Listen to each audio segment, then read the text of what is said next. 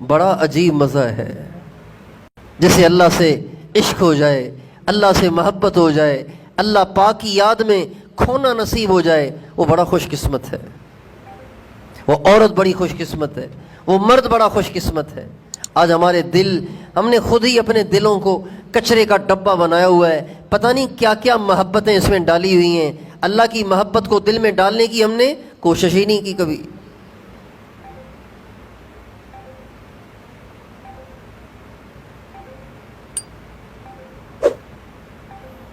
اللہ اکبر۔ حضرت رابعہ بصریہ رحمۃ اللہ علیہا کا جب انتقال ہوا تو اس کے بعد کسی نے ان کو خواب میں دیکھا، کہا کیا ہوا آپ کے ساتھ؟ کہنے لگیں جب مجھے قبر میں رکھا گیا تو فرشتے مجھ سے پوچھنے آئے کہ رابعہ تیرا رب کون ہے؟ تو میں نے ان سے کہا تم اللہ تعالیٰ کے پاس واپس جاؤ اور اس سے کہو کہ اللہ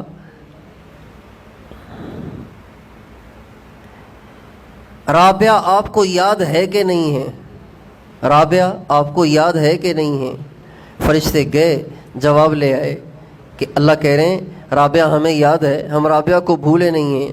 تو کہنے لگیں اللہ آپ کے کھرب ہا کھرب بندے بندیاں ہیں، اتنی ساری مخلوق ہے، ان میں سے ایک رابعہ کو آپ نہیں بھولے، حالانکہ رابعہ کے علاوہ اور کتنی ساری مخلوق ہے، رابعہ کا تو آپ کے سوا کوئی ہے ہی نہیں، تو رابعہ آپ کو کیسے بھول جائے گی؟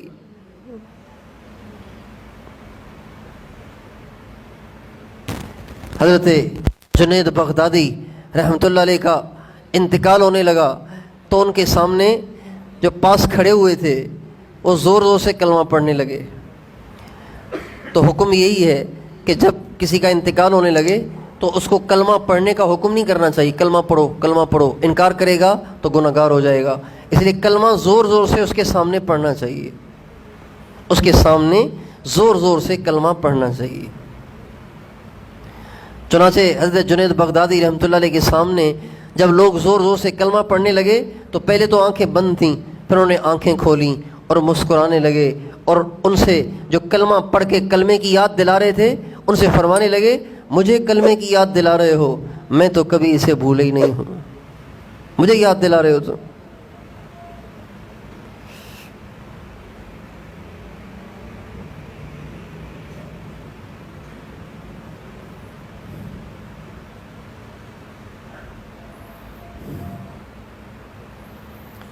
اللہ پاک کو یاد رکھنا، اللہ پاک کو دل سے یاد کرنا، زبان سے ورد کرنا اور چیز ہے، دل سے یاد کرنا اور چیز ہے۔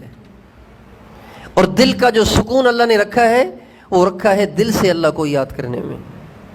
جب آدمی دل سے اللہ کو یاد کرتا ہے، اللہ کو کثرت سے یاد کرتا ہے، اللہ پاک دل کے سارے دکھ درد دور کر دیتے ہیں، دل میں سکون ڈال دیتے ہیں، اور پھر جب دل اللہ پاک کی یاد سے آباد ہو جائے ساری برائیاں اللہ انسان سے چھڑوا دیتے ہیں۔ جس کا دل اللہ پاک کی یاد سے آباد ہو جائے وہ کبھی برا نہیں غلط نہیں دیکھے گا، غلط نہیں بولے گا، غلط نہیں سنے گا، غلط نہیں کھائے گا، غلط نہیں پیے گا، غلط نہیں کرے گا، غلط طرف نہیں جائے گا، غلط طرف کان نہیں لگائے گا۔ جس کا دل اللہ پاک کی یاد سے آباد ہو جائے۔ اس لیے مشائخ کا یہ معمول رہا ہے کہ وہ جو ان کے تعلق میں آ جاتا وہ اس سے ذکر کثیر کراتے تھے۔